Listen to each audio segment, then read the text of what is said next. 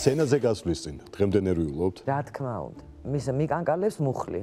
ძალიან სასაცილო ვარ და სულ რაღაცას რა თქმა უნდა ვეხვეწები უფალს, რომ გეხვეწები უფალ ვეხ გადამარჩინა ეს პირველი 3 სიმღერა გადამარჩინ. რა თქმა უნდა გადამარჩენს და მე ვიხსნები. მე მეხსნება ნატო და უკვე მავიწყდება უკვე სად.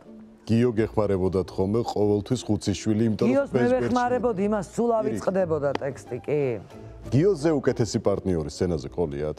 მე საერთოდ არ მინდოდა სიმღერა და მინდოდა კულისი ჩემია ნამდვილად, შავი საქმე ჩემია, რეპეტიცია ჩემია, მაგრამ არა სცენა.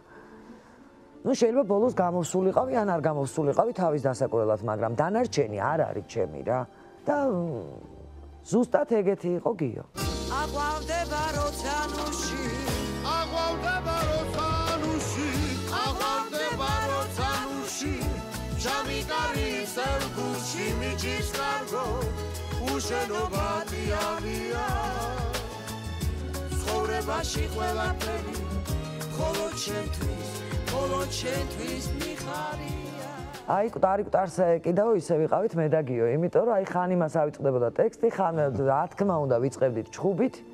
ანუ ჩვენთვის სიმღერა იყო როგორ გითხრა, აი უზომოდ შეყვარებულები ვიყავით სიმღერას. და დუეტები კი იყო სასაული, დღემდე ყველა სახსოვს, დღემდე ყველა შეყვარებული ამ დუეტებზე და დიდხანს იქნება ასეც დარწმუნებული. სხვათა შორის მეც მენატრება, აი რაღაცა რო გავა პერიოდი, სულ მენატრება ხომ ეს დუეტები და იშვიათად მე რო საერთოდ ჩემი სიმღერა ჩავთო და მოვისმინო. და რაღაცა სულ მენატრება გიოსთან ერთად და ბიჭებს უყვართ ძალიან და ძალიან ხშირად უსმენენ და მეც რაღაცა ისე გავინაბები ხოლმე, იმიტომ რომ მომენატრა ის პერიოდი. დაგინახე შორიდან, შენი გოცანა მომინდა, მოსვლავე ღარ გაგიბედე გულზე მაძებს ლოდიდა. თუ მოგდები მოგდე შენზე ლოცვიდა. დაგინახე შორიდან, შენი გოცანა მომინდა, მოსვლავე ღარ გაგიბედე გულზე მაძებს ლოდიდა. თუ მოგდები მოგდე შენზე ლოცვიდა.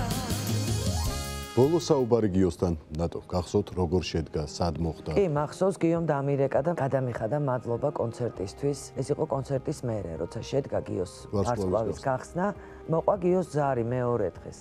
ნუ ძალიან, აი თუ კი რამე ძალა ქონდა დარჩენილი და იმ ძალით შეიძლებოდა რომ აჟიტირებული ყოფილიყო ადამიანი ბედნიერებისგან, აი ის ხმა ქონდა. მადლობა და როგორ გამოვხატო და ყველას როგორ გითხრათ მადლობა და მიყვარხართ და გეფერებით. ძალიან ბევრი მეფერე, ძალიან ბევრი ვეფერე.